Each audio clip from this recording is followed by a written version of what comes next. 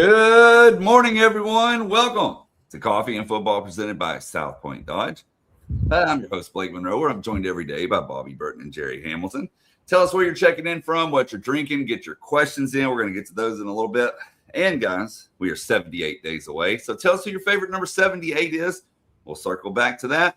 But first, it's hopefully some good news coming. We'll see. Decision day, Jerry. Yeah, five-star corner. If y'all haven't heard of him, John Meredith III is announcing today on the Pat McAfee show around noon. We're going to see the around noon, but it should be right in that area. It's down to A&M in Texas. We feel like Texas has been the favorite for a while in this recruitment, as we've been reporting for, I don't know, I lost track of time, a couple of months now. A&M got him in for that OV the last weekend in May. Obviously, very few of these guys ever come out and say they didn't have good visits. He had a great visit to A&M.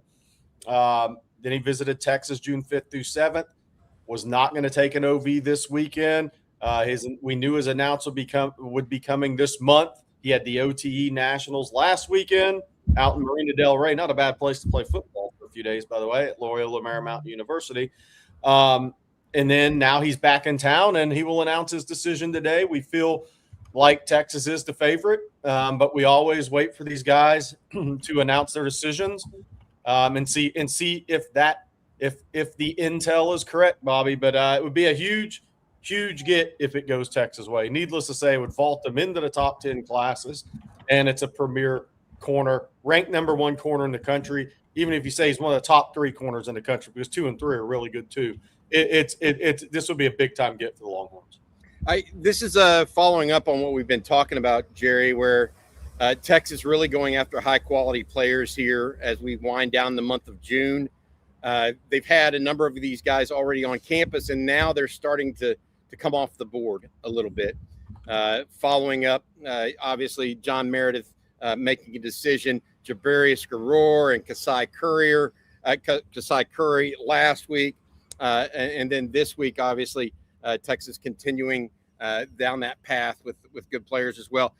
I feel like, a lot of people are wondering what Texas's overall strategy is right now with high school recruiting, because you see a couple of schools, frankly, like LSU and Texas A&M, they're going whole hog specifically on high school recruiting. Texas is taking a little bit more, I don't want to say a measured approach, but Texas understands that the portal is a priority as well at this point. And so they are being selective. And one of those that they have selected is John Meredith, who we are right now projecting will end up signing with Texas or committing to Texas later today. That's why we called it Trending Texas. But at the same time, Jerry, last minute things can happen. He's expected to make that decision at noon today. What do you think about the idea of Texas trying to sign a handful of super elite prospects, Jerry, and then saving some for retention as well as the portal going down? Because a lot of this does come down to NIL selectivity, in my opinion. Yeah, look, my opinion is there's not one way to do it, because Ohio State has not gone whole hog portal. They've stayed majority high school and filled needs with portal. And that is the best program right now in college football. Obviously, most consistent here. Won a national title 2 years ago, was back in the playoff last year. So their formula obviously works for them. When coaching changes happen, guys bring new rosters with them. Obviously, portal is going to be most impactful for those guys, whether that was Indiana or whether that's Kiffin, bringing in 65, 70 new players at LSU. So I don't think there's any one way to do it. And I think that's what makes this a lot of fun, actually. I mean, you see what A&M's doing with the high school class. Well, people are like, how will that help them in 2027? I don't know, but if they turn out a bunch of first and second round picks, it's going to help them in 28, 29.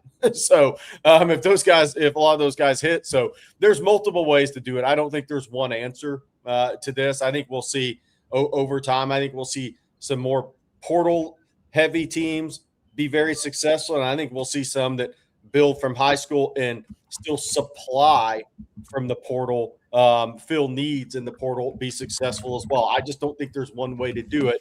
From a Texas perspective, look, I think a big part of, and I think a lot of this, Bobby, comes down to what do you think you have coming back next year? How many guys are there that you think you can retain? I think has a big deal to do with this as well. If you think you have a bunch of guys on your roster that you can retain, then why would you go as heavy in high school that 1 year? See, I'm not sure it's an every year thing. I think it could be situational sometimes as well. So because I think there's multiple ways to do this, and I think we're going to find that there's multiple ways to win a championship and get to the college football playoff and have success there. Can I answer a question? Go ahead, Bobby. No, go ahead. Because there's a lot of people asking about Meredith in his high school.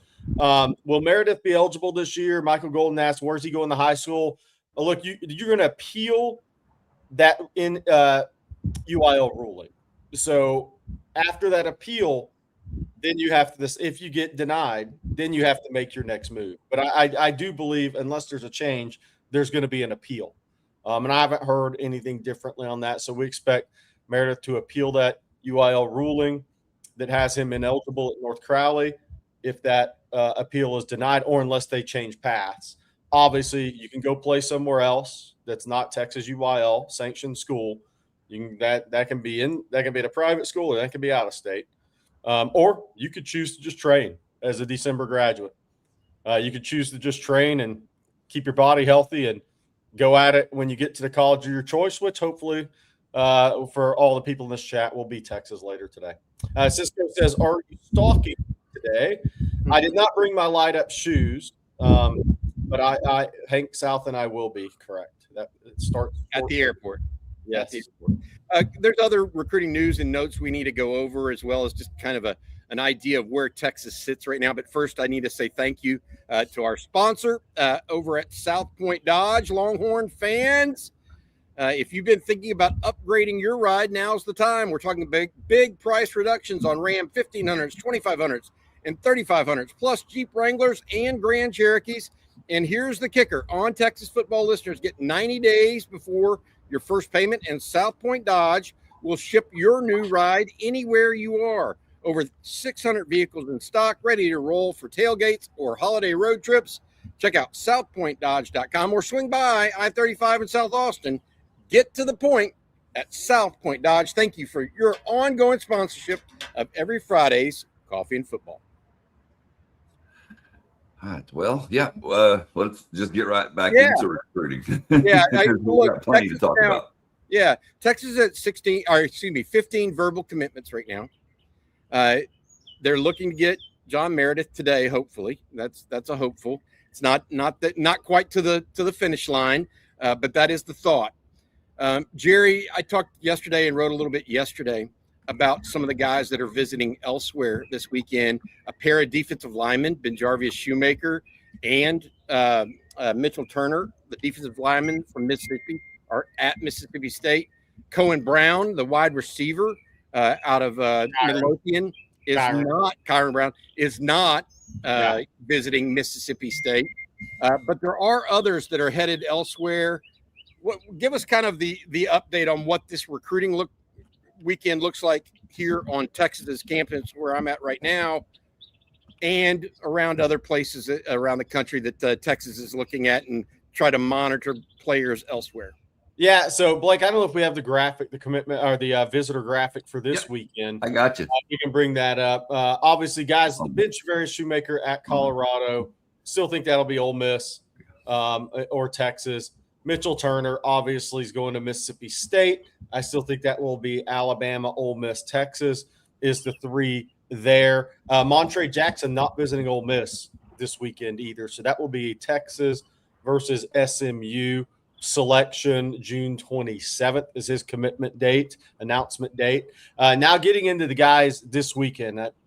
Obviously, Easton Royal, y'all asked a question yesterday about that report coming from the LSU side. Easton Royal arrived Thursday morning, bright and early in Austin, and was out on a boat by about 11 a.m. So he did not decommit, cancel his Texas visit, and commit to LSU. It's quite the opposite. He's in Austin, having a good old time on Lake Travis. So he is visiting this weekend. Huge visit weekend, obviously. And I'm not mocking LSU. Anything can happen in recruiting, but obviously that report was way off. So we'll see what happens. Florida thinks they have a chance. LSU obviously thinks they have a chance. Texas is still in the driver's seat until somebody opens the door and pushes them out the passenger side. So Texas is the favorite. Eastern Royal is committed to Texas, and his visit will begin today. That will be a dual track football visit. Obviously, most of the time with football, he'll spend a lot of time with Steve Sarkisian. Also getting in this morning, Monchun Sales, Tyler Alexander, and these are guys that are flying in, Lucas Roa, because those guys all fly in. A lot of guys that'll drive in this weekend. Landon Williams-Callis, the running back out of Richmond Randall, who we believe is a slight lean to A&M. Oregon second. We'll see what happens with Texas. This will be his 7th official visit. Lucas Roa, the offensive lineman out of Orange Lutheran. Penn State, got a lot of family ties to Pennsylvania and Penn State. UCLA, obviously recruiting well. Been to Oregon.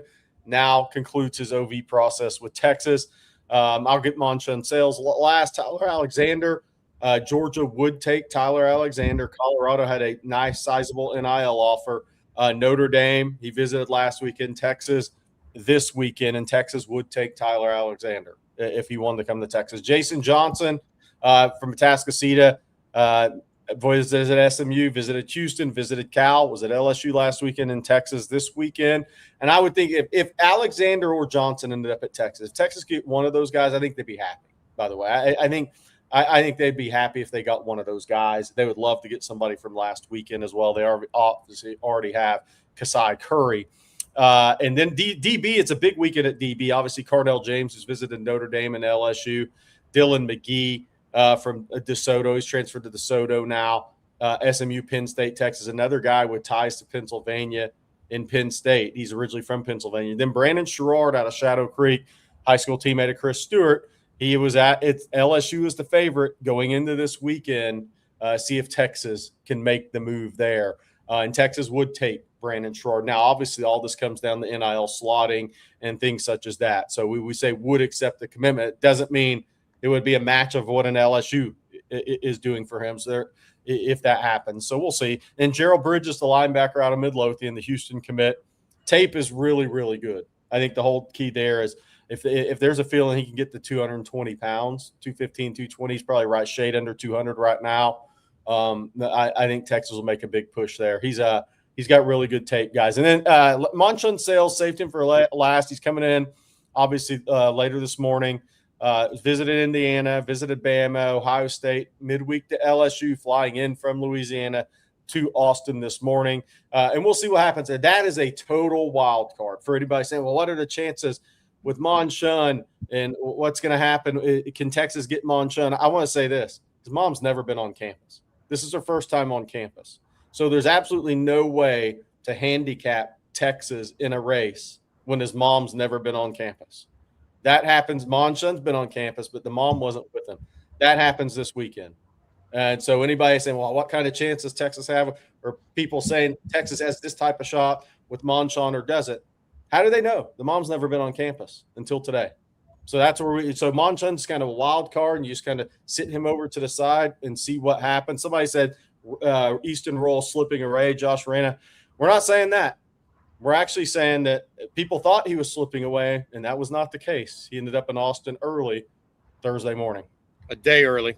Yeah. I think that's one of the things that people just – I think people get out over their skis on stuff and try to anticipate what might be happening or concerned with what might be happening, and they're a little bit ahead of themselves.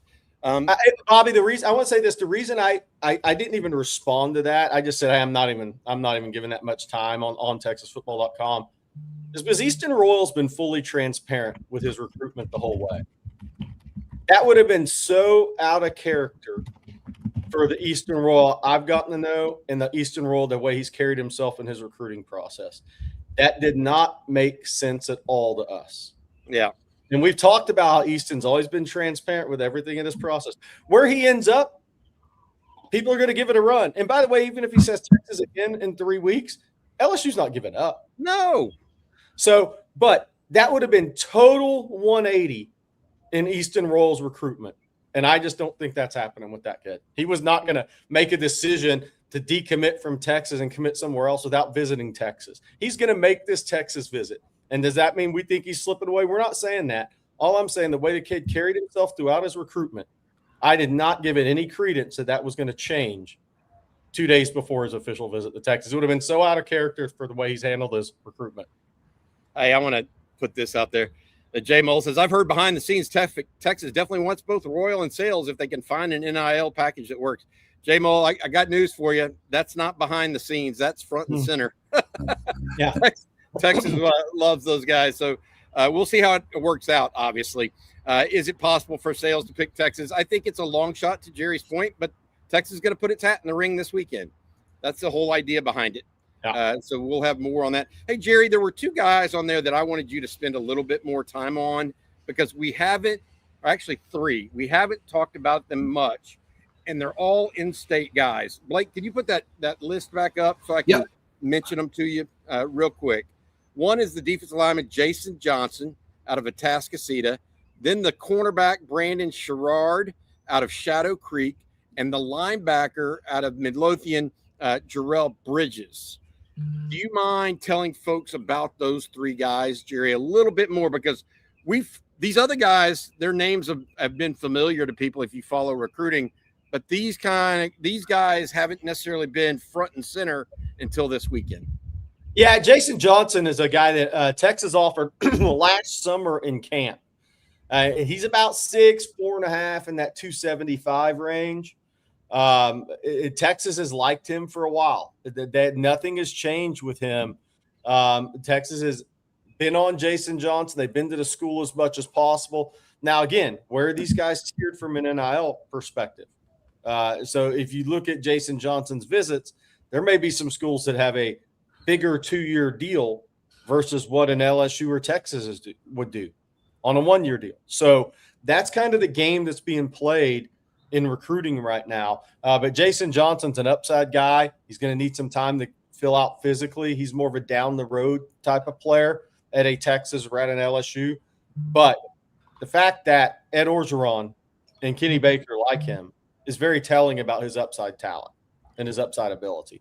That's the thing I'd say about him. Brandon Sherrard, I saw him when I went to see Chris Stewart over at Shadow Creek, not far from where I live. That's right on that Pearland spill over to Fort Bend area as far as ISDs go. Super long. The first thing I noticed about Brandon Sherrard was how long his arms were. I mean, he's got to be a +5, +6 wingspan guy. And here's his tape playing corner. He's a really long arm kid.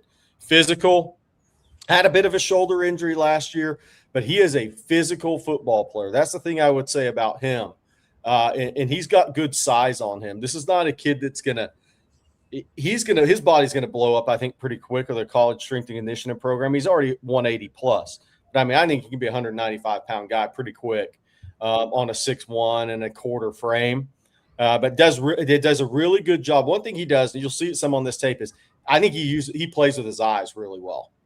I think that's a pretty natural thing for him. And I'll tell you, that's why some schools have thought about him as a safety as well as a corner, because I think he's got such good eyes for the game at the defensive back position. So he's very talented. LSU wants him badly. At Oklahoma, he made an official visit to Oklahoma as well. But I don't think Oklahoma was going to be able to keep pace with LSU in that one. But this says something for Brandon Sherrard's interest in Texas. He showed up under the radar last week and worked out for Texas. And so I thought that was pretty interesting. And we reported on that on ontexasfootball.com earlier this week, that he actually got his butt to Austin and worked out for the Texas staff before his LSU OV. Hey Jerry, so see what happens. Yeah, of those three, do you anticipate any of them realistically ending up being Longhorns? I mean, Bridges is committed to Houston, right? Sherrard is looking around, and Johnson's still looking around. If you think Texas might hit 1 of 3, 2 of 3, or go 0 for 3, what do you think? I don't have an opinion on that now. It'll be later this weekend. I mean, Bridges was just offered recently. This will be kind of a first time on campus with all his people. And obviously he'll have a multi-year NIL deal from U of H. So that one, it just got, like I said, this will be a first kind of visit as a Texas recruit for him in Austin. So that one's an absolute wild card as well. Sherrard, that's really going to come down to, I think Sherrard's showing a lot of interest in Texas by coming to work out last week and following through on this OV, which has gone back and forth, by the way. It looked like he could commit earlier in June. That didn't happen. So I think Texas has a legit shot there. And Jason Johnson, I think these are so interesting, Bobby, because, a Cal could have a 2-year NIL deal for him. And so how appealing is that versus a one for LSU in Texas? So it's kind of hard to see. We're seeing how some of this stuff play out. Jason Johnson may have to bet on himself and his development a little bit if he went to an LSU or Texas versus somewhere he might be able to get on the field earlier. And you say might be able to get on the field early. The whole key is might. He might be able to get on. He might be good enough to get on the field early at Texas. To your point, I think that, I feel like it's this presumption that a Caleb Seiler, for example, the offensive lineman at Gunner, right? Oh, well, he'll be able to get on the field earlier at Northwestern. There's no guarantee of that. I mean, I think that people sometimes, overweight that a little bit in their head. I do want to say one thing. Somebody just asked, I think Joe asked about Mikal Allen, the linebacker out of New Jersey. We reported on Wednesday or Tuesday that he was not visiting Texas this weekend. That's a young man out of Don Bosco Prep, I believe. We expected him to commit to A&M. We'll see if that still occurs or not. But we confirmed that, I believe, on Tuesday or Wednesday that he was not expected in. All right, we got some more recruiting questions that people are asking here. And King Me says, do you expect any surprise visitors? No, that would surprise me. I mean, Ismail Kamara is coming in for an unofficial because he's not doing official visits. Obviously, we've been over that. That will be either late Saturday night or early Sunday morning, and that will lead right into the dead period. As of right now, no.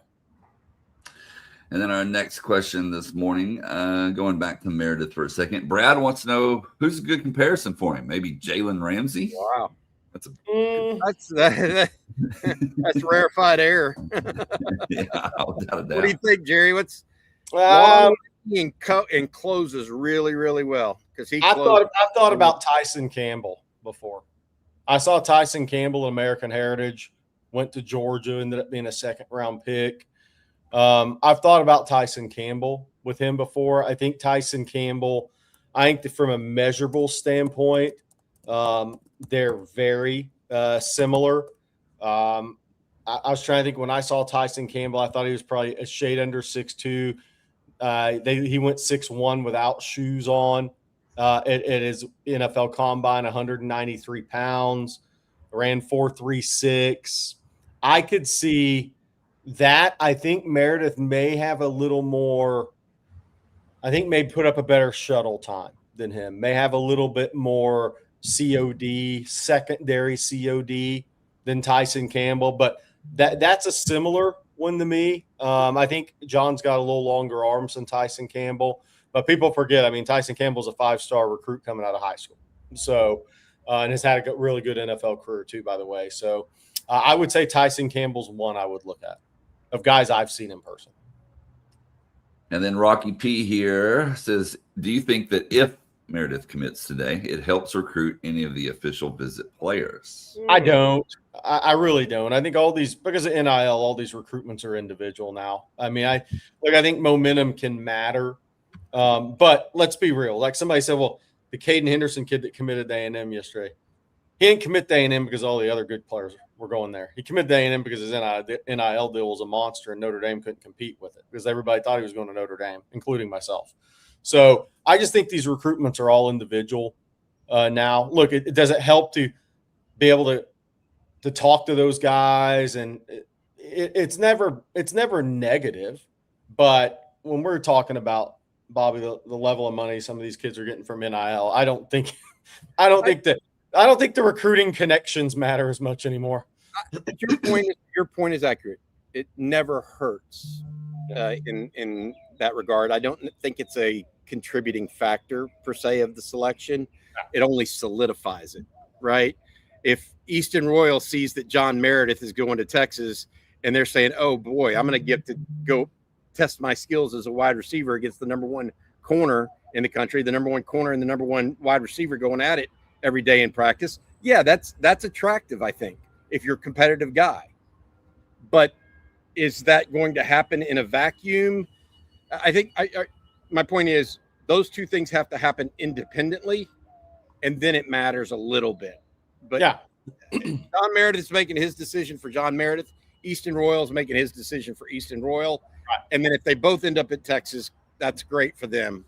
And then they'll be able to compete against one another. But I don't think that while it's nice to say, like Brock Williams right now, the tight end out of Libertyville, Illinois, he's attempting to recruit other players, but even Brock Williams knows, hey, I can only have limited influence here. Yeah. There've got to be decisions made independently, just like I made my own. And I think that's reality for everybody involved. But it's good stuff. I do think that Texas is in a good situation right now with the guys they're going after. They're not going all over the board for every single recruit. They're trying to deliberately create a class that fits with what they already have on campus and with what they might want to do in the portal. I think it's a holistic approach. And Jerry mentioned it earlier. It's an opportunity to build a team in multiple ways. Look, some years Texas may need to go to the portal heavy. Some years they may need to go high school heavy. Yeah. It all depends. It all kind of depends on that given year. And I think it's clear that Texas decided, hey, we're going to go hard after about 10 guys, 10 premium, like number one in the country at their position type guys, like a Brian Swanson. They feel like Brian Swanson's in that category, or Jabarius Garor, or John Meredith, etc. Brock Williams. There's like guys in that category, and then there's other guys, and different teams are doing it different ways. Texas is trying to. I think Texas is about. They're trying to do the recruiting thing in what they believe is the smartest way for the future of the team. That's all there is to it. And I think I'm here for it as long as because Jerry and I have talked about this, 2/3 of the NFL draft, first round NFL draft, came from homegrown players. And when I mean homegrown, never switched colleges. Yeah. So there are opportunities in the portal. About 1/3 is the reality. When you get into the portal and compete for those guys, they can be very, very expensive. Just ask Cam Coleman this year. Very expensive. But is he worth it? Versus playing a true freshman that amount over X amount of years when you don't know their value yet on the field of play in college. So it's a conundrum, but I think it's one Texas is working through smartly. All right, let's do one or two more recruiting questions before we get to an ad break here. And Jonathan Tate says, any concern that we don't have a top linebacker in this class? Maybe we just love Atkinson, Cummings, and Okpala that much? I would say this. When Kosi Okpala committed to Texas, he was a borderline 4-star, high 3-star for some people.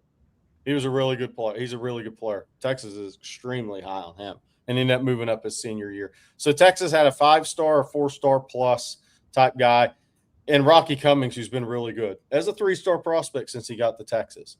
I would say I'm not worried about anything on June 19th on recruiting. There's a long way to go.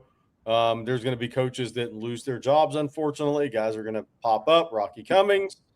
There's going to be a guy like Jarrell Bridges. I think his tape is tremendous. I think that guy's tape is about as good as anybody if you watch the tape. Now you just got to project his size a little bit, but I'm not worried about it's June 19th. I'm not worried about that. We know kids are going to flip still. We know coaches are going to be on the move. And so no, I'm not worried about that. Jerry, is there an Anthony Hill in this class though? Like that's clearly there's a cornerback in that category. Clearly there's a wide receiver in that category for Texas. There's a defensive lineman, a couple of them. Is there a linebacker in that kind of gotta have category that was in the state of Texas this year that you would say what happened there with Texas, or were all of those guys out of state primarily? Because that you get my drift on that. It's like I think that some people want there to be a guy, an Anthony Hill every year that you can say, oh, you got to go get a Tyler Atkinson or an Anthony Hill. Yeah, there's not a linebacker in Texas. Right. And that's what I'm trying to get at. Is so when I say selective, that plays a role too in how Texas comes together with how they want to interpret and attack each recruiting class. Yeah. There's a linebacker you were going to go out of state there for the most part this year. For sure. They were both. They're almost all in Georgia. Yeah, the ones that they took a look at. All right, I'll tell you what, before we move on here, and we're going to circle back to recruiting. We've got a lot more recruiting questions, and we'll get to that here in just a little bit later in the show. But first, Jerry, I need you to tell everyone about one of our sponsors, and that's Ridge. I can do that. Let's talk about how annoying it is that your devices all have different charging cords. Your phone, your headphones, your watch, your Kindle, they're all different. Honestly, it should be illegal. How's it that we have AI robots, but we still have to travel with 5 cords tangled up in our bag just to keep our devices alive? And with Father's Day coming up, if you're trying to think of a gift he'll actually use, this is it. Because every dad somehow owns 15 chargers, and none of them are the right one. Get him to finally clear out that drawer full of random cables from 1996. That should be officially happening. And these things look badass too. Available in matte olive, base camp orange, matte black, and the newest colorway, atomic purple, a design that doesn't scream, I bought this at the airport. It has MagSafe compatible wireless charging, so you can keep it magnetically attached to the back of your iPhone if you want some extra permanent juice. Once one thing to pack, 5 ways to power. For a limited time, you have to 40% off your Ridge's huge Father's Day sale at ridge.com/ontexas. Don't miss one of the biggest discounts all year. Just head to ridge.com/ontexas and you're all set. After you purchase, the last word you heard about, OTF's the answer. Thank you. And as I have my Q collar on here, I need to tell you all about Q collar. That's right. Someone said I put it on to protect myself from the chat. That's a good idea. But we spend a lot of time around football right here on OTF, obviously college football, high school football. We've seen how much the game has evolved. Back in the day, it was helmet, shoulder pads, and then let's roll. But today, there's a lot more science involved, which is why I'm excited to tell you all about the Q collar. The Q collar is the only FDA-cleared device in its category designed to help protect the brain from the effects of repetitive head impacts during sports. There really isn't anything else like it on the market. And at this point, you're probably thinking, well, isn't that what a helmet's for? A helmet protects the head. The Q collar protects the brain. Now, my son Colt, his varsity football team at Comanche, they've incorporated a Q collar into what they're doing. They're actually about to order some more. And we've had a chance to see it up close. And the science behind it is actually pretty simple. The Q collar applies light pressure to the neck. It slightly increases blood volume in the skull, which helps reduce brain movement during impacts. And the Q collar is built around science, not hype. The best part is it's FSA and HSA eligible, so you can put those dollars to work. So when you're getting your family ready for next season, think helmet, mouthguard, and Q collar. Head to q30.com/ontexas. Use promo code ONTEXAS for a free sleeve with your order. Once again, that's q30.com/ontexas for a free sleeve available in 15 colors with your order. Shout out to Q collar. I'm waiting to see Cody Campbell wear one of those in his Save Texas Tech Sports Act. Hey, they have a red sleeve. They need Texas Tech fans need them. That'd be funny if Cody wore one with one of his many interviews in the Save Texas Tech Sports Act which is what it is. Let's make no mistake about it. Are we gonna rename it the Save Texas Tech Sports Act? I almost tweeted that at him. I almost tweeted that at Cody yesterday because he doesn't care about Sacramento State, New Mexico, San Diego State. He doesn't care about those schools. He cares about Texas Tech. That's what's behind this, Texas Tech. Nobody else. It's ridiculous, though. I mean, the idea is what now they're trying to cap coaches' salaries at $500,000 as paid by universities. I mean, I just wanted y'all to think about that. Wow. So are they capping, I don't know, administrators' pay at universities at that level? My question was, should Cody? They don't want to just cap it. They want if you pay more than that, they want donors to pay for it or something. Yeah, it can't come out of federal government funds. So will Cody cap himself on how much he can make off the sale of a company? Then will he cap himself? Then probably not. I don't know that Cody came up with that one, but my point being is that when you start, what's happening right now is this bill's getting a lot of junk added to it, and they'll just keep adding pork to satisfy the rogue senator in South Dakota or in New Mexico just to get their vote. And we'll end up with this bill that doesn't do what it needed to do in the first place. My prediction is it won't pass. I think they've got apparently a decent chance of passing the Senate. I don't know they have a chance to pass the House. Yeah. Where, frankly, there's a lot of I don't know that it'll pass the House. I'll put it that way. I give it a fair chance of passing the Senate based on what I'm being told. All right. Well, to open the show, I told y'all that we were 78 days away from kickoff, fellas. 78, good OL number for the Longhorns here. And let's take a look at a few of them. Kelvin Banks, obviously, a unanimous first-team All-American, had the Outland Trophy, the Lombardi. You have Blake Brockermeyer as well, another first-team All-American. And David Snow, who had 32 starts there, guys. He was first-team All-Big 12.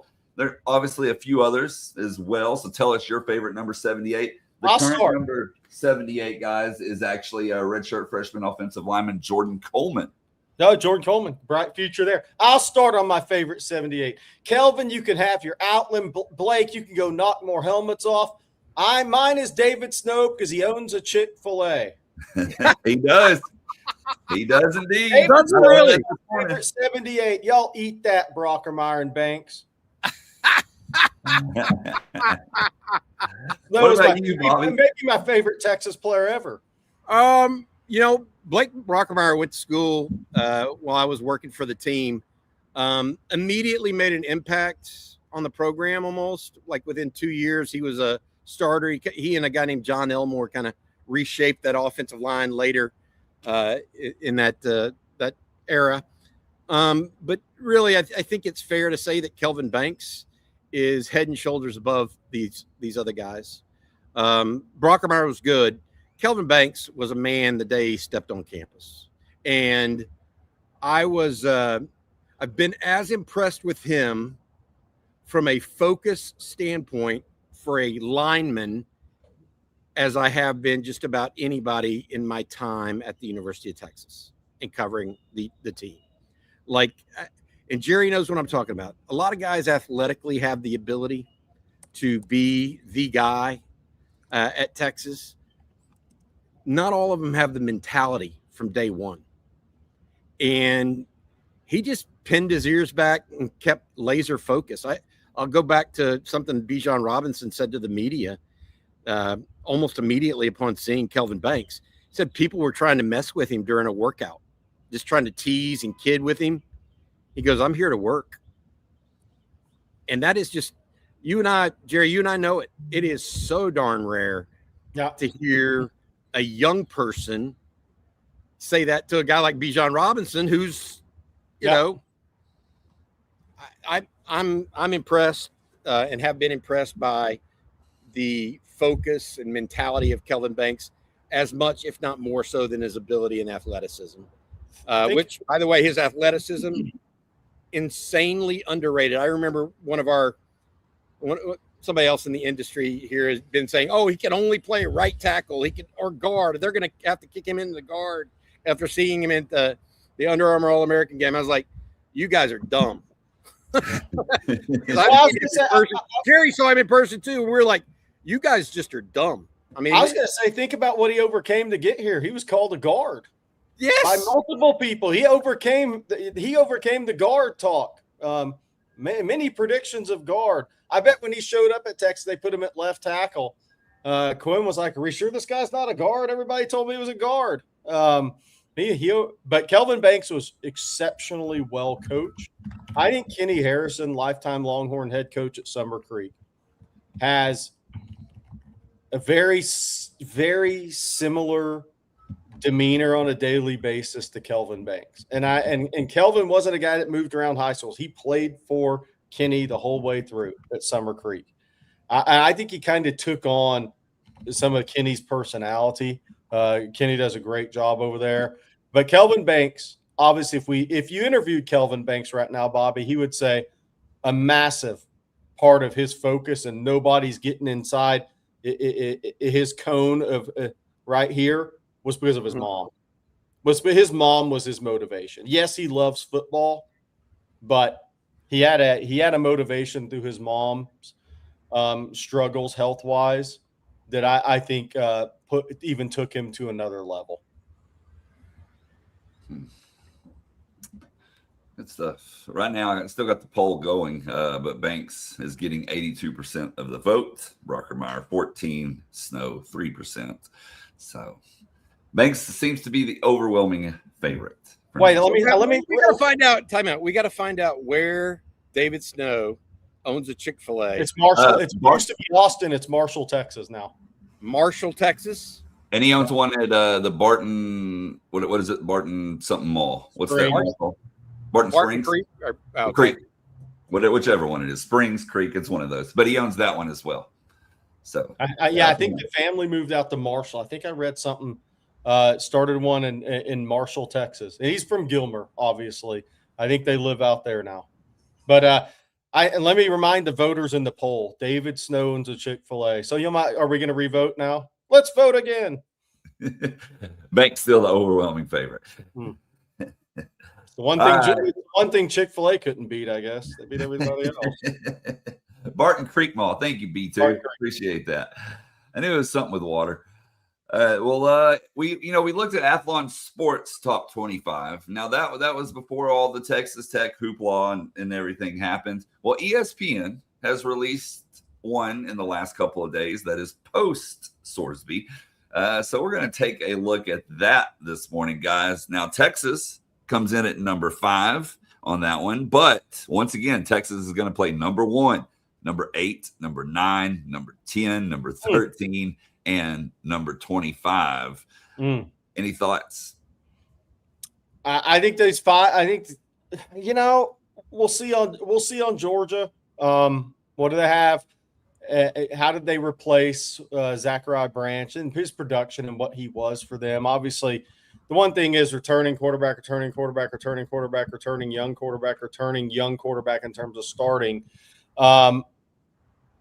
Those guys all have the same player under center as a year ago. So I think that helps their cause from a continuity standpoint. I think, Bobby, you can throw those 5 in and shuffle them around and pull names out of the hat, and I think you're fine with wherever they're ranked, honestly. I'm not sure I'd have Oregon up there, but their D-line is going to be salty. And I'm not sure we've said that about Oregon. But I'm fine with all these rankings. Look, I mean, I'm ready. I'm ready to kick the thing off and see who gets to the playoffs right now. Texas has the toughest schedule, and Ohio State's probably second on this list. I'll tell you what. As much as I think Mario Cristobal could not coach himself out of a paper bag at times, I'm really high on them because of Darian Mensah this year. Jerry, you and I have talked about the quarterback from Duke is just he's their last minute transfer, and I just think he's really, really talented. And I think he reminds me a little of Russell Wilson. Yeah. Athletic, accurate, good arm, intelligent, on a field of play. I think that him and like Trinidad Chambliss right below him at number 8 with Ole Miss. I don't know. Something about Miami, and they also, they have the strong run game with Mark Fletcher. I was going to say he walks into, I think, the best situation any quarterback that changed teams walks into. Oh, yeah. He walks into Mark Fletcher and Tony. Now, Miami has to replace the entire offensive line. Guys that got drafted. Blake Brockermeyer's son at center, who did a great job for them. He was their only portal addition. The rest of those were homegrown offensive linemen. For those that say portal's the only answer, they were homegrown and developed. So they lost a lot. They lost the first-team All-American right tackle, a left tackle. The Bell kid at left tackle was drafted highly. They were really good on the offensive line. But I think what's going to help Mensa is it's a mentality at Miami. It's a physical, downhill run game when they want to mentality that Cristobal and the short guy, Alex Mirabal, have always brought to wherever they are. So Mensa walks into a great situation as well. I mean, I think, is going to be a really good pro. Tony's a top 3 receiver in college football. They have other guys at tight end and wide receiver. I think he walks into a great situation, and I agree, Bobby. I'm a big fan of his. Look, I know it's unbalanced leagues. That guy won the ACC at Duke. I'm just throwing that out there. I don't agree with Michigan, by the way, at 14. I don't agree with Tech at 11. But we'll see. The one that's really strange, if you look at that list, was LSU at 10. They were 7-6 a year ago. Now it's a completely new team, new quarterback, new offense, but teams don't generally go from 7-6 to 10-2. No matter are they getting Bobby? Are they getting a Indiana bump? They're getting a Lane Kiffin bump for sure, and they did do extraordinarily well in the portal. Yeah. So maybe it is an Indiana I think it's more of a Lane Kiffin bump. They see Lane Kiffin with those kind of athletes at LSU, and they go, okay, he's going to make it. That's what Brian Kelly couldn't do. Brian Kelly is that Midwestern coach that tries to outgrind everybody, even if he has superior athletes. And I think that just didn't work well at LSU. They see Lane Kiffin as more of a natural fit for the personnel he can attract to Baton Rouge. Probably rightly so, in my opinion. Yeah, I mean, look, they're going to be ultra talented. They can get out on the football field with anybody from a talent perspective this year, as long as Sam Leavitt, he looks healthy, and him and Kiffin are a marriage of sorts this season. Don't talk about marriage and Lane Kiffin. He's at hot yoga this morning. He is. If Sam was smart, he'd be there with him. Because never mind. No, correct. Never mind. Let's not step into that one this morning. Never mind. All right, guys. Let's see. We got some super chats that we need to get to. Let's start with Marcus. Morning, Marcus Myers. About time he started super chat, and somebody has to take Colton Rhodes' spot. Right. He says, "Here's to a happy Juneteenth for all, and for hoping John Meredith chooses the good guys today."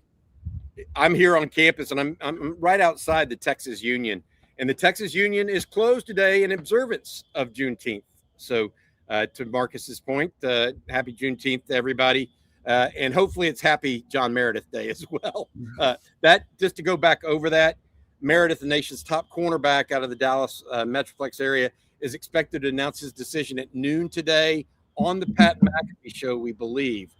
So we will be coming up with a show around noon today to kind of chronicle that and see if John Meredith indeed chooses the Longhorns again. We'll be back here around noon with a live show to check in so you guys can be aware of it right when the news happens. All right, and then we got more super chat this morning. Our next one here from Drew Lockhart. Scary the class that Elko is putting together. Are they filling all of their needs, or is this Jimbo 2.0? I personally don't think it's Jimbo 2.0. Jimbo didn't have control of his program. I don't think there's any doubt Mike Elko has control of his program. So that class, and by the way, that 22 class, I mean, anybody who was on a message board that I was on back then, I was talking about, like, dude, there's some scary guys in that class for me. Are they going to make it long-term perspective? I think this class is much better put together for them. They'll see better returns. That class was, man, they had a number of guys that were going to have a tough time making it in college, period. And there's been multiple guys that went multiple places. There's some really talented guys in that class, but man, you had to hold your breath. I don't feel like it's that way with this class for them. They're doing a better job. We got a couple more for you, Jerry. I know you got to leave us a little early this morning, so I want to make sure to get these in. This one from Caven Carpenter says, hey, Jerry, is Texas going to offer Kedrick Smith from Pleasant Grove? He just got a Notre Dame offer. 2028 linebacker. Texas definitely knows of him. We'll see. His sister plays basketball at LSU, I believe. But very talented linebacker. Checks a lot of boxes. We'll see. I know Texas likes him. We'll see if Texas extends an offer there. And then our next one for you, Jerry, from Juan Garza. Can you explain why Texas or Blue Bloods don't do 2-year deals? I think so. Some do, Bobby, but I think the point we're hitting on is if maybe there's tiers of this, and if a P4 school that would struggle in a 1 year versus 1 year decision, I'll just throw one out there we were talking about earlier, Houston, okay? If they did a 1 year deal and they're battling a Texas, that's an uphill battle for them. But how do you fight to get that kid to come to your school? You're fighting a 2-year deal. So it comes down to tiers. I do think these schools a lot of these Blue Bloods have 2-year deals, but I think that's a little different than what I was getting at with a couple of recruits in this cycle. I would just add this. I think Texas is more lenient on the 2-year deals or multi-year deals than they have been previously as well. I mean, Texas understands they have to react to the marketplace.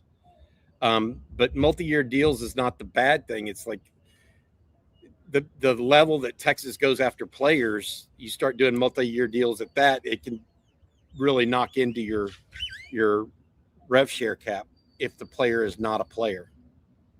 And so it's also Texas would rather be sure and overpay than be uncertain and get a deal. Like Texas is looking for certainty in large part from the high level players. That's why you pay a high level player that kind of money. It's not to try to get a deal in Texas doesn't try to get deals on high level players. They're willing to pay market rate. Okay, I tell you what, before we let Jerry get out of here, we have one other one. And from Slick Rick, how does A&M have 4 to 5 5-stars committed already, and Texas doesn't have any? Although Texas is the better program and has beat A&M 2 years in a row, seems like A&M has a war daddy recruiter. Only Easton Roll is definitely a 5-star prospect. Yeah. Look, I think these teams are going about it different this year. I think A&M is putting a lot of effort and NIL effort into the high school class and building out a big numbers high school class. Texas has taken a little different approach, and I think we're going to see that. I mean, last year it was USC. I mean, USC's class was ridiculous last year. But I don't think it has anything to do with war daddy recruiters. I think it's war daddy decisions. War daddy pocketbooks. Yeah, that's war daddy decisions. Yeah, I would add to that point with what Jerry's talking about. It is just a difference of opinion, and I do think that Texas is going to end up with more than one 5-star. So I will go back to what I've said. I I wrote this yesterday. You know, Sark says comparison is the thief of joy. Mac Brown always told me that, you know, it's not who you don't get, it's who you get that matters, because the guys that you don't get, the most you're going to see them is 4 times in 4 years. That's it.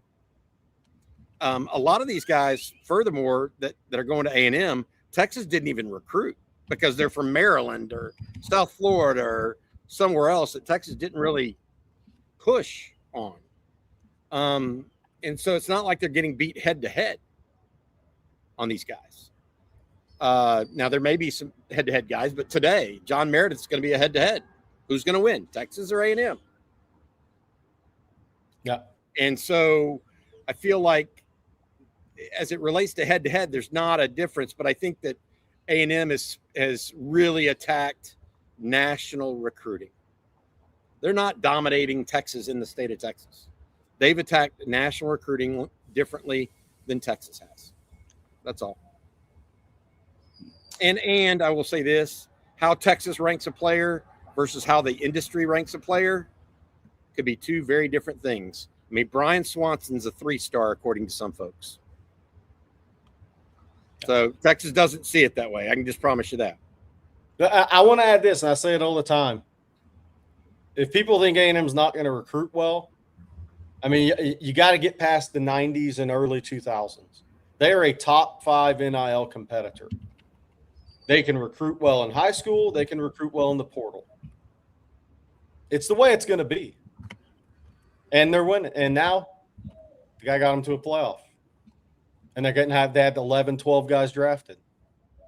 I don't think that's going to change. I think they're here to stay and compete. And I think it's a great thing for the A&M Texas rivalry. 2 top 5 NIL programs. There's different ways to have success. And they'll be competing, I think, for playoff spots every year. There's some years both teams may be in it when it expands. I just wonder what's going to be the justification if Mike Elko's 0-3 against Texas his first 3 years. I mean, that's a deal. They're still going to give him another extension, maybe, if he gets to the playoff again. Okay, I'm just asking because he's 0-2 currently and hasn't really looked the part. He's been out coached in both games. Yeah. Well, I mean, if people are wondering if is Elko going to get fired, he's not getting fired if he has them winning. They've made mistakes with that in the past. He'll take some heat, but it also depends on what else you do in this. Look, Brent Venables was dead and buried after a Texas OU. Ended up in the playoffs. So that's the playoffs is a great equalizer. That's the thing about an expanded playoff. Before there was an expanded playoff, that rivalry game can cost you your gig if you don't win it, or if you just get obliterated in it. But nowadays, you have a chance to come back from that and still be a playoff team and make a run. Yeah, I think that makes it a little different for these guys. But you take heat, no doubt. My apologies for all the birds here, by the way. They're tweeting it up. I thought maybe you were just whistling and showing us your cool heels. I'm not. All right, Jerry, I know you got to get out of here. It's a very busy weekend for you. So thank you so much. Thank you, guys. Have a great weekend. A little bit. Welcome, Jerry. Really busy, guys. Next week's going to be really busy. There's a lot of scheduled commitments. Next week's going to be busy. Y'all just take a week of vacation next week and chill out here. See ya.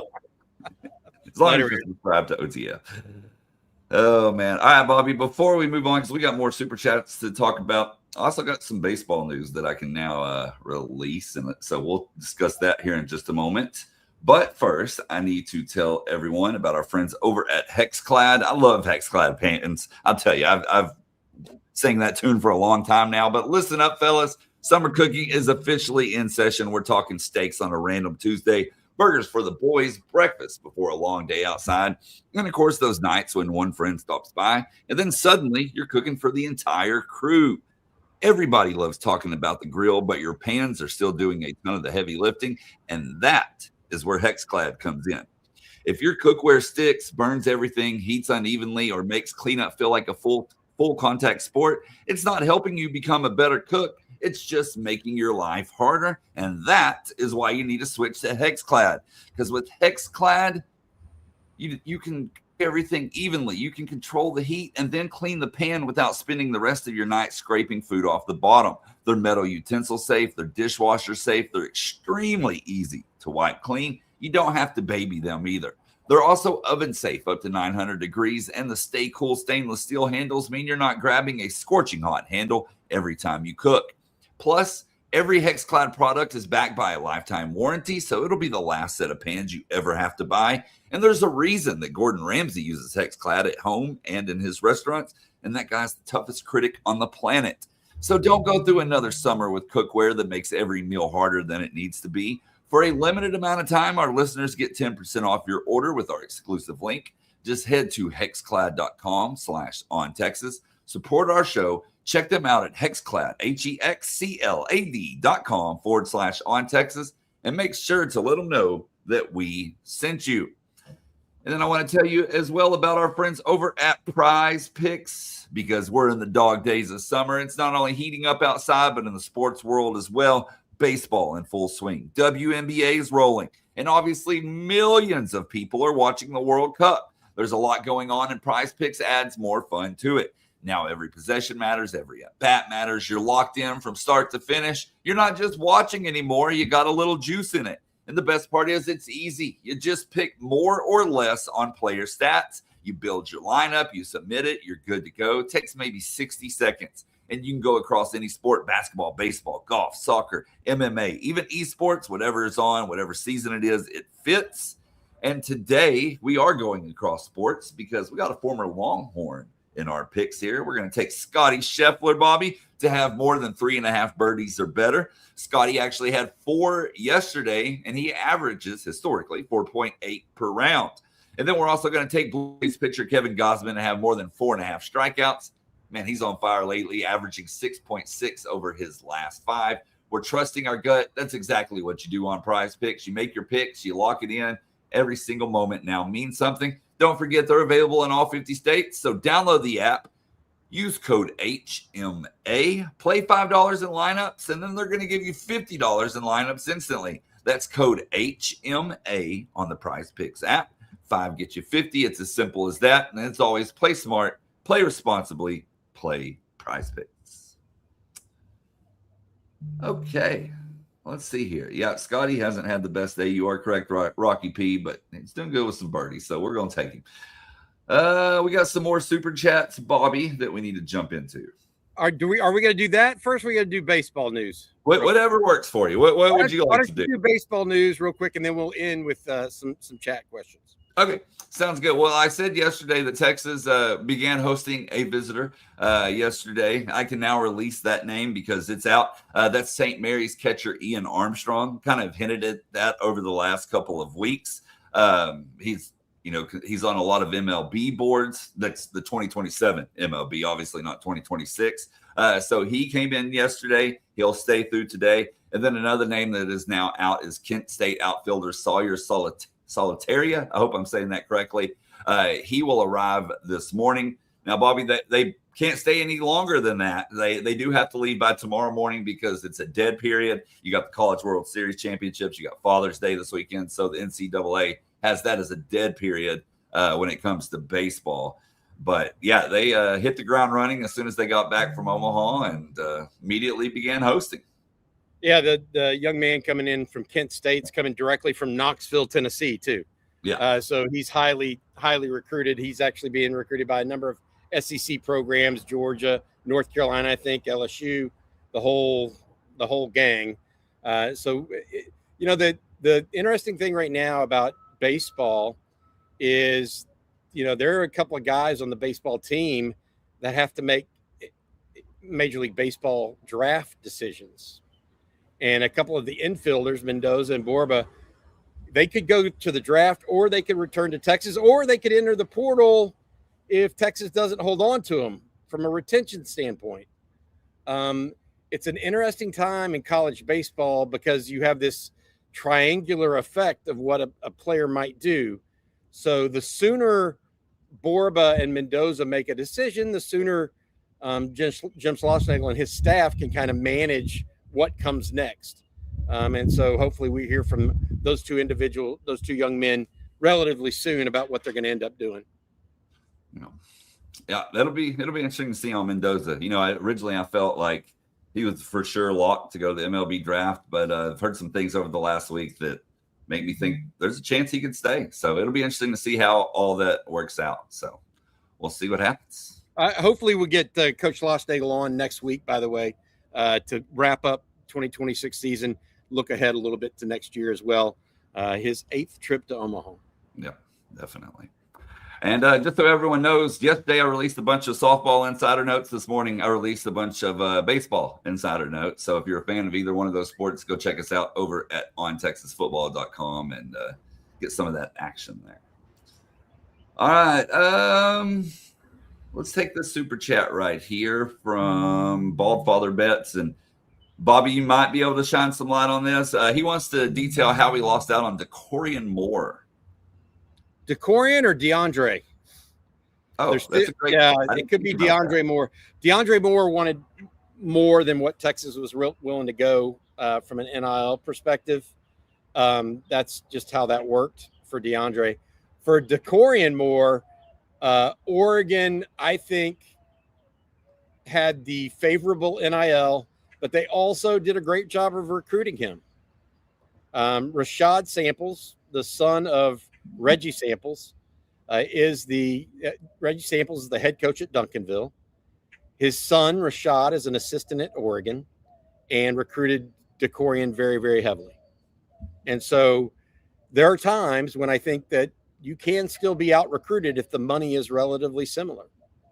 And I think that may have happened a little bit there, and it's going to happen. I mean, these guys are professionals too. Oregon has been, signing elite players for a long time too. So sometimes it truly is just a money situation where this team offered way more. And sometimes it's the money's similar and you happen to lose. I can guarantee you whoever wins John Meredith or loses John Meredith didn't do so because of money per se. They're going to be in the same ballpark. It's who did the better job of recruiting John Meredith. Then we got another one here. This one from Rocky P. He says, I'm learning to not fall in love with recruit rankings. Texas eval is better than the recruiting sites. Gooseby, the number 34 offensive tackle. Cam Williams was the number 54 offensive tackle. They have shown to be better. And Sark, I trust. What was Jordan Coleman? What was Melvin Siani coming out? He's a starter. Look, I'm one of the ones, I've said this, I'm one of the ones that came up with the recruiting rankings from the STAR system. I was literally in the room when it happened. And this is 30 years ago now, I guess, 98, 99, something like that. There is a level of certitude afforded recruiting rankings that they are not, that's inaccurate. And it's always been that way. Recruiting remains an inexact science.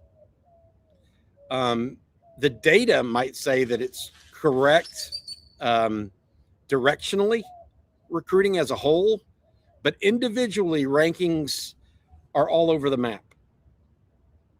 And so I would tell you that reliance on recruiting rankings can tell you something directionally, but not individually. Like Jerry's espoused the fact that Cam Williams, there's no way a guy that's 6'5", 370 pounds and played on the high school basketball team at Duncanville could have ever been a 3-star. I mean, just how that works. They just, we've got too many 4-stars, so we're going to keep that guy out. Trevor Gooseby, was a ball of clay of sorts with a basketball background at 6'6" or 6'7". So I think that I would definitely trust, like I will say this, the evaluation apparatus at Texas is fundamentally different today than it was during Mack Brown's tenure. Mack Brown literally relied on his assistant coaches and maybe one or two internal personnel late in his tenure, and even during the middle of the tenure. He did not have this huge recruiting structure. Now Texas does have a huge recruiting structure, and they are better at evaluation. I would, however, say that most schools are also much better at evaluation today than they were 10 years ago, 15 years ago, because of the personnel they throw at it, the volume of it. Now they can make it through. They can watch a prospect's every game, not just his highlights. They have the personnel and time to do that. And so Texas has taken advantage of that and are a beneficiary of it, in my opinion. That's why these recruiting classes for Texas, you'll find guys like a Rocky Cummings, frankly, who nobody really paid much attention to when he committed to Texas. But I think he's going to be a player at UT. He's one of the lowest ranked players on the board for Texas this past recruiting class. Grayson Littleton was he was heavily recruited, but he wasn't considered a elite guy. He starts game 1 against Ohio State last year.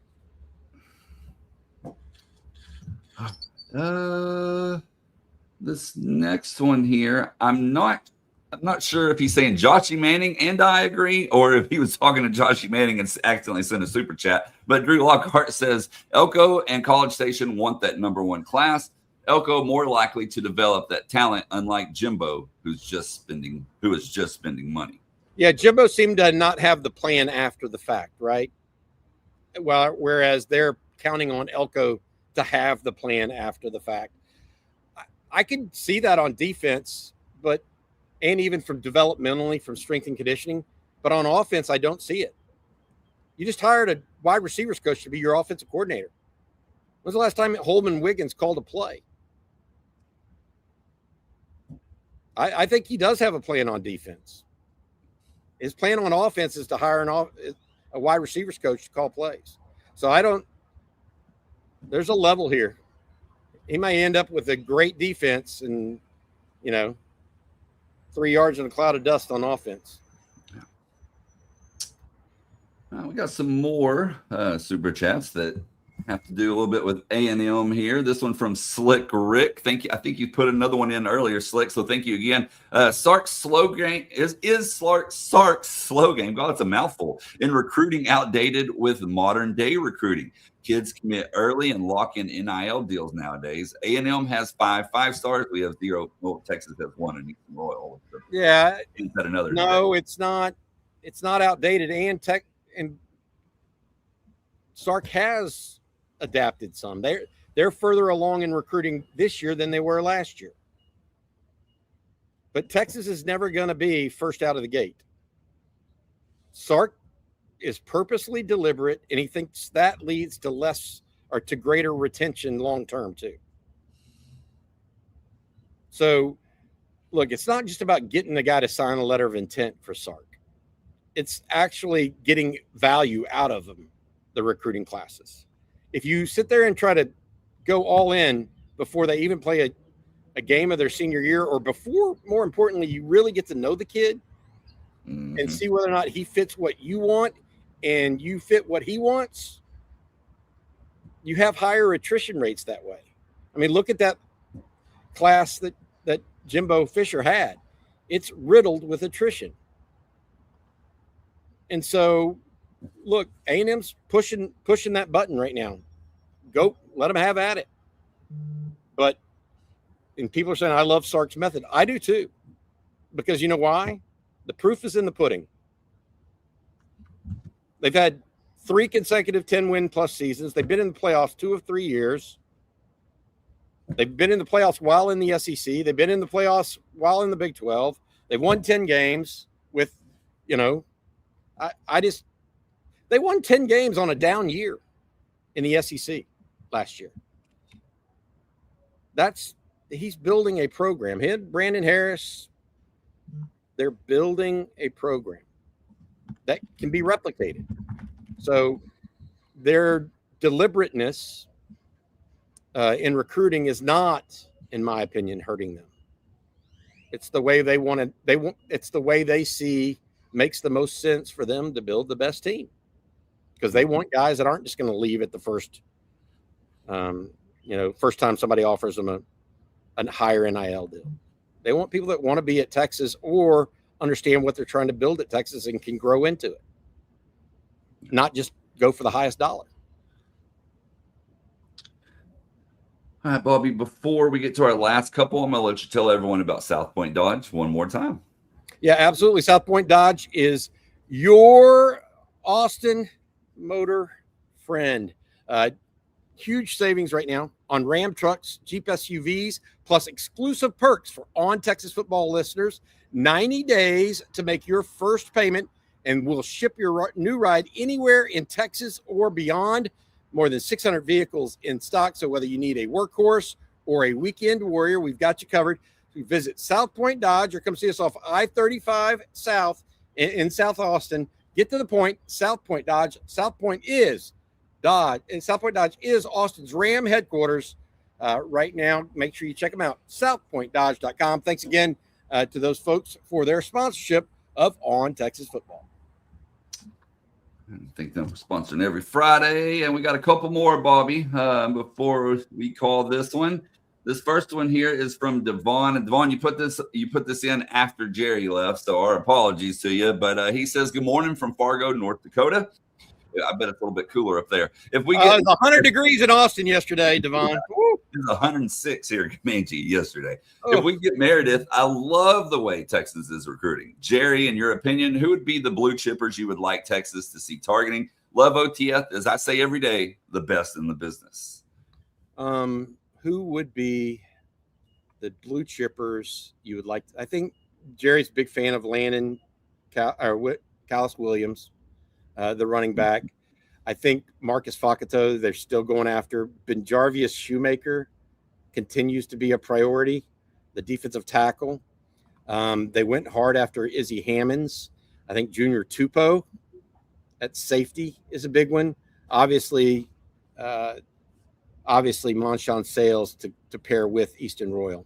Those are kind of the blue chippers that I see still, like true blue chippers that I see out there right now. And one other one from Rocky P. Thank you, Rocky. Happy Juneteenth today. Happy Father's Day to all the dads, future dads, stepdads, first dads, goddads. So thank you. And yes, happy Juneteenth, everybody, and happy Father's Day. Started in Galveston, Texas, guys. Yeah, Marcus put a little history in the chat earlier. And kind of went over that. So thank you, Rocky P. Appreciate that. I believe, Bobby, that is all our super chats.